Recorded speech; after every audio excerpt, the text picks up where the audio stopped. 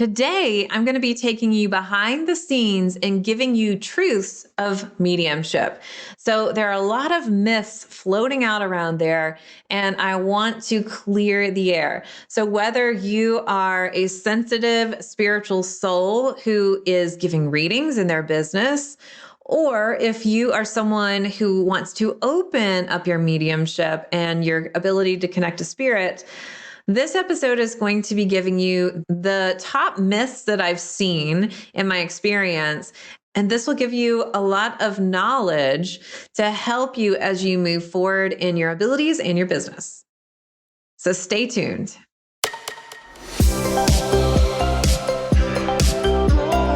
Welcome to Spiritual and Ambitious. I'm your host, Whitney McNeil. I'm a certified medium and spiritual teacher, and I help spiritual and ambitious souls just like you live your life purpose through your career and attract abundance by connecting into your intuition and spirit guides. Let's get spiritual and ambitious.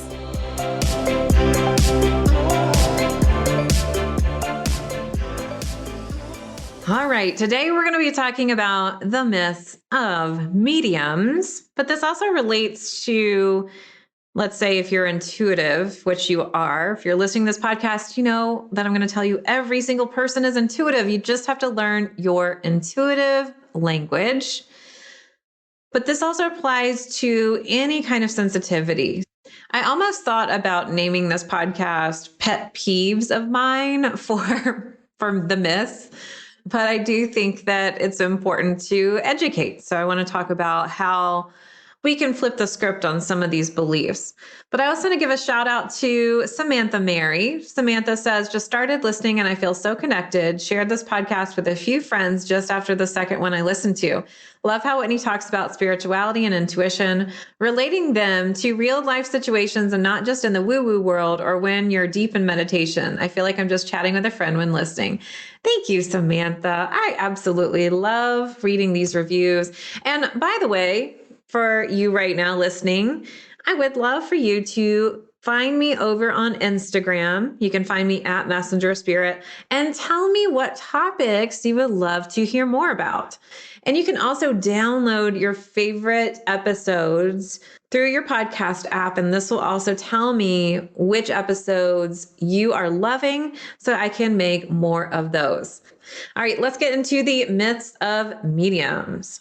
All right, one of the myths that people think is that mediums are just always reading energy and always kind of peering in to see what's going on. If you've ever met someone who is brand new to this world or doesn't exactly know how this works, you might have heard, and tell me on Instagram if you've heard this. Well, what do you see around me now? Or what can you tell me about my future now? Or, hey, I met this guy. What do you think? Like intuitively, what do you get? And while this can be very harmless, this is a huge myth, at least the way I teach my students. We do not need to be on all the time. If we were on all the time and reading every single person that we came in contact with, one, we would be drained and tired and seriously imbalanced. And I've seen this happen where people just then start to not understand what's real and what's not real in the spiritual world and can be very confusing, but also it's not ethical. Absolutely not. So I'm not going to just enter someone's vibration, one, without their permission, because that would be really rude. And I don't need to be knowing about their stuff, nor would I want somebody to come into my vibration with that. So one, no, because you're ethical. But two, you got to have boundaries. One of the things that I tell my students is, hey, don't read for friends and family. Because if you're reading for friends and family as a medium, then they're just going to expect that you're going to be always reading them. And you can't ever just be your friend or the daughter or the mom, whatever the role is in your life. So it's more of, no, I'm going to keep my personal life, and my mediumship life. This is instrumental in helping you stay grounded It's instrumental in helping you have balance. So please don't be somebody out there going to the grocery store and reading all the people there. I know I just pissed off a lot of people, but I'm serious. If you decide to work with me, that's what I'm suggesting. Everyone is different. You can have your own unique opinion. There's TV shows about mediums walking around the grocery store giving messages, but that's really opening up a spiritual can of worms. If you're having problems where you're like, Whitney, I don't want to read everybody, but I'm just, I go to, let's say, a concert and I'm getting all this information about people. So one, you can say, no, thank you for that information. And talk to your protector guide and talk to your doorkeeper guide to say, hey, I do not receive information from other people unless I'm in a reading. All right. I got a little passionate about that one, but that's a big one. Now, another myth that people have around mediums is that the mediums, if they're really gifted, they should just do it for free. Oh my gosh. If doctors are gifted, do they do it for free? If writers are gifted, are they doing it for free? No. While you can choose to have a philanthropy of mediumship and what you're doing, and you can do certain things for free, it does not mean that you're real if you do it for free and that you're fake if you charge money.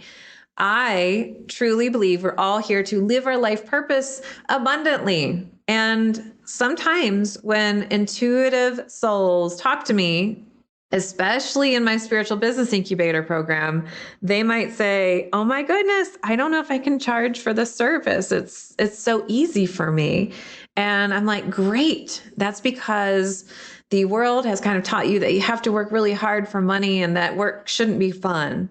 And this is, you get to charge for your service. I want to see everybody live their purpose and joy and make money at doing it. We live in a world where money is necessary. A lot of times people have an abundance block around money, like, oh, money's bad, or, I can't take the money, or I feel bad asking for it. If you have that block, that is very common, and no worries that you have it. It's just bringing the awareness to it so you can shift and you can change it. So for me, I no longer do one-on-one programs. So how students work with me is through my group course for intuitive languages. And then if they want to work more closely with me, they can join my membership Aligned. And then once a year, I'll open up Intuition Abundance Academy and Spiritual Business Incubator. So while I have paid offerings and paid programs, I still have free things, which is part of that philanthropy. I know that there are people out there who really need this information. So I do a podcast and I also will do videos. If you go to my website or my YouTube, you'll see tons of videos with information. And on this podcast, you've got lots of information too.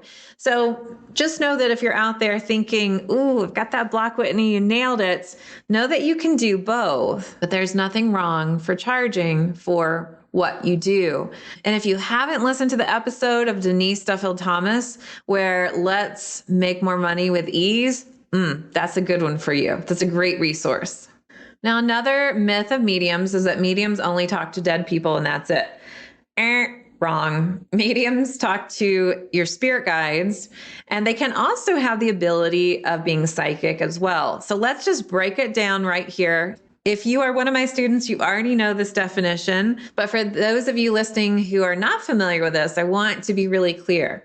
Psychic is the act of connecting to mind. So mind to mind. So your thoughts and your emotions are outside of your body. This is why we can sometimes pick up on somebody else's thoughts that we're really close to, or finish their sentences, or when we're in their energy, feel like, ooh, I feel really good, or ooh, I don't feel so good. So psychic is mind to mind, meaning you can read what's on someone else's mind. Mediumship is connecting to spirit guides or loved ones in spirit, but mediums can give information about the past, the present, or the future because they're working with their spirit guides. If you're thinking of psychic being past, present, or future, all you're doing is really connecting to someone else's mind and seeing what happened in the past and seeing what their intentions and hopes are for the future. With working in the true mediumship definition, your spirit guides are going to be more accurate for getting messages about what's coming up for you. Your spirit guides are like on top of the hill going, hey, I see what's coming up there. You got to take a right turn and you've got 3 opportunities coming in for work. And one looks like this, another looks like this, and so on. Yes, mediums connect to spirit, which technically are dead people, but a lot of times people think that's all it is. It's only connecting to loved ones in spirit and giving messages. And some people think psychic is past, present, or future. So really, those are the true definitions of psychic and medium. And a medium can be psychic, but not all psychics are mediums. I could go way into this, and I talk about it more inside of my program, but I think you get the main point I'm trying to make here. All right. After this really quick break, we're going to come back and talk about more myths of mediums. So stay with me. This episode is sponsored by my 6-week intuition and spirit guide program, 4 intuitive languages, so that you can clearly and consistently communicate with your spirit guides and understand your intuitive messages. Finally, trust your intuition, stop the second guessing, and have confidence in your spiritual gifts. You can go to messengerspirit.com/my intuition to get 4 intuitive languages now. As a professional psychic medium, I've done tens of thousands of readings, but I felt a call to move more fully into teaching intuition. But I still get so many requests about doing readings. So while I don't do readings anymore, I have brought in some very trusted colleagues who are now available for live 1-hour readings on Zoom. If you would like to book your psychic medium reading, go to messengerofspirit.com/appointments to see our available readers and schedule your Zoom reading today. All right, thanks for hanging in there.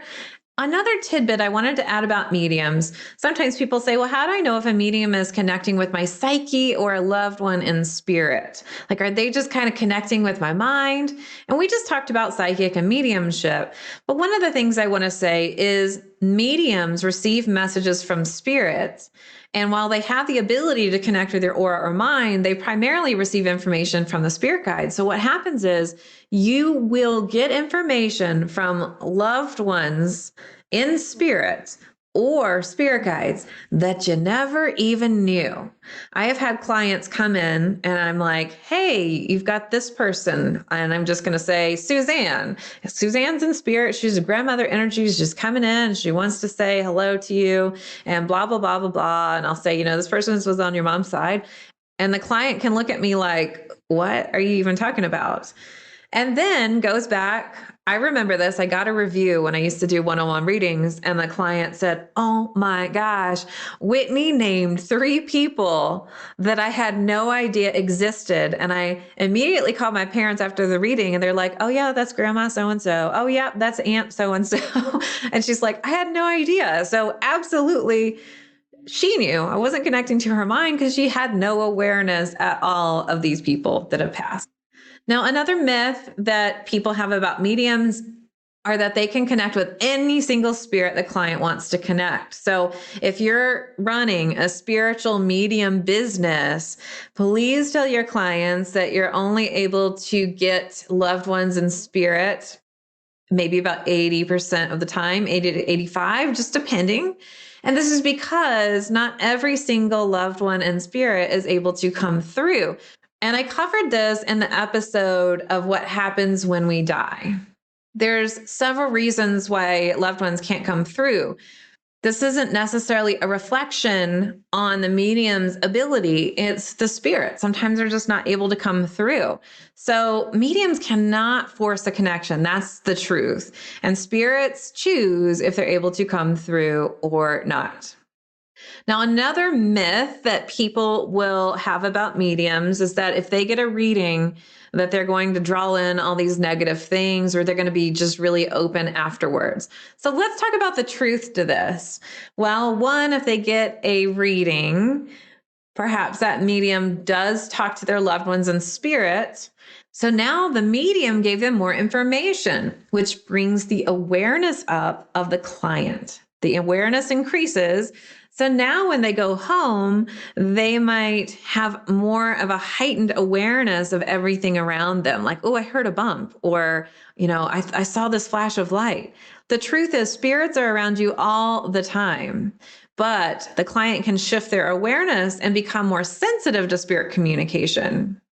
So now that you have spirit on your mind, you start thinking of other possibilities for the noise.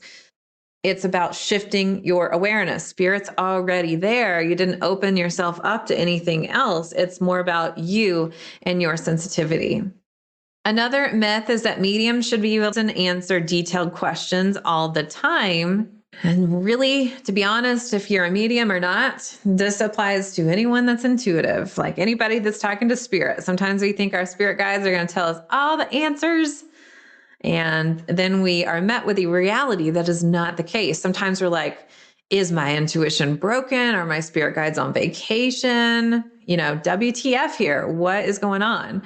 And it's more, hey, we can't tell you everything, because if we did, there would be no challenges, there'd be no learning, there'd be no lessons for you. So you often have to make your own choice. So sometimes when people have asked me questions in readings, the answer is like, hey, it's up to you. Or, hey, can you rephrase your question? And spirit can tell you the energy around your options, but they're not going to tell you what to do because you have free will, but they can give you some guidance. Again, mediums cannot force the message. Spirit determines what flows through. All right. The very last myths of mediums that I want to talk about today is I shouldn't have to ask questions or talk to the medium during my reading. Ooh, that's a myth. One, the more you talk to your medium, it opens up your voice vibration, which means your energy has a bridge. And the more that you're making a sound or talking means you're more open, you're sharing instead of being closed off. So the medium can receive more information because you're basically saying, I'm open. So for instance, when mediums work with a client, their spirit guides talk to the client's spirit guides, and then they receive the information. If the client is refusing to talk, the spirit guides are going to be like, sorry, this person's closed off and we can't really give you any information. So that's one reason why it's important to talk to your medium. Now, I don't suggest telling the medium everything. So whenever I used to do readings, I'd say, I want to be a blank slate. Like, don't start talking to me about your questions. Let me just give you all the things that I'm getting first, and then I'll have time for you to ask questions. But understanding talking can be very helpful. Another reason it's helpful for the client to talk to the medium is because the medium will receive information from the client, but may not know exactly who the spirit is. So a medium could say, I have a woman and she passed of a heart attack and she's on the mom's side. And, do you have a mom or aunt that's passed into spirit that matches this? And if the client is not saying who it is kind of stopping and blocking that message. And it's hard to get anything else after that. The medium can continue to give messages, but they didn't necessarily get a validation from the client as to who this person is. So it can be a little bit harder. So the client could say, I understand, or I don't understand. So it's really helpful for the medium to know if the client is understanding what in the heck they're talking about. If not, if the client doesn't understand, the medium can get more information to help the client understand. So that can be really integral. But sometimes clients will say, well, I already asked the people in spirit, the question, so they should know.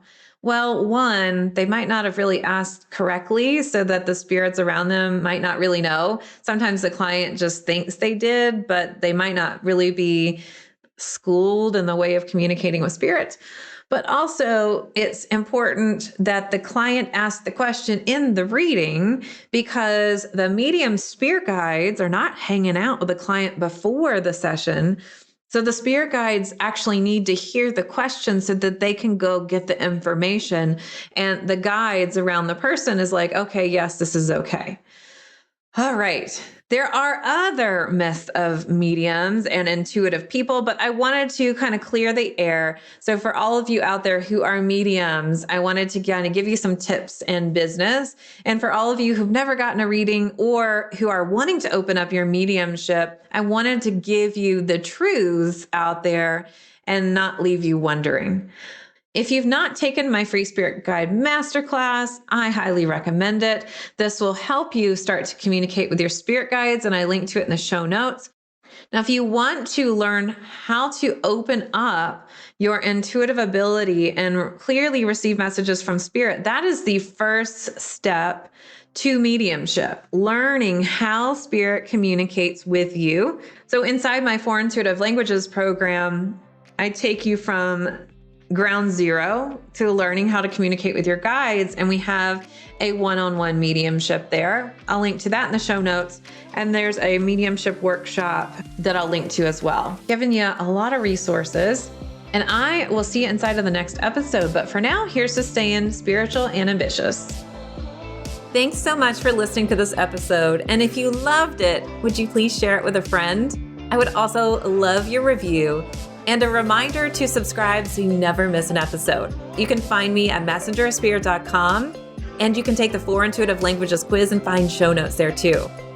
If you want to connect on YouTube, Facebook, or Instagram, you can find me at Messenger of Spirit.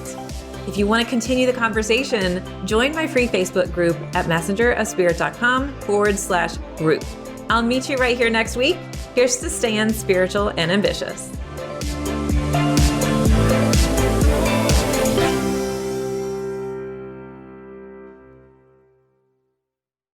This podcast is part of the Sound Advice FM network.